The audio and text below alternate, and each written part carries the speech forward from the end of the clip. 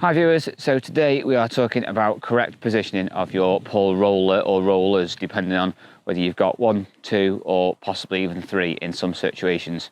A couple of different rollers that are available to you. There is a flatbed roller, similar to like this one here, which some of them have a central post, some of them don't. That's up to you. Personally, I like this one to have 2 separate ones, so if I break my pole down, it means that I can have one section in one side, one section in the other. They don't bash together, keeps everything nice and safe.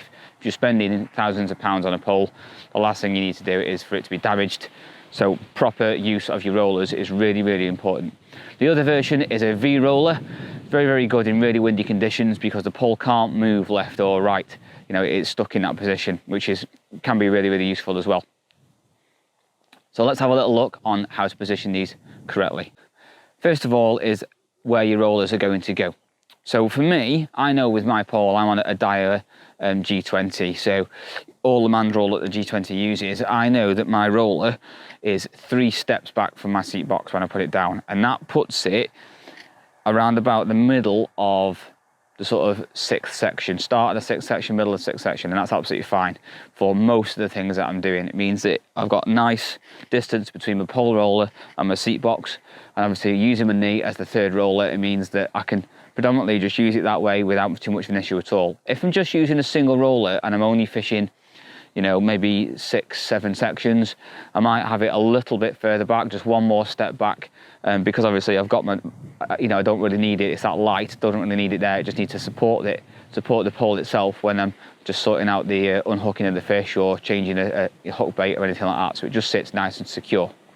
The second roller, in this case mine is a flatbed roller, that is again 3.5 sort of yards back. So I sort of stand at this roller here on the other side of it, and I take those 3 steps, and I know that that's going to be in the right place for me. So again, it depends on what you want to do, but for me that takes it halfway down the graphic section, which is the number 10 section of the pole. Again, depending on what length I'm fishing at, but that means that the pole is completely supported right the way through its length, even on windy conditions, and it's just perfect for positioning the roller.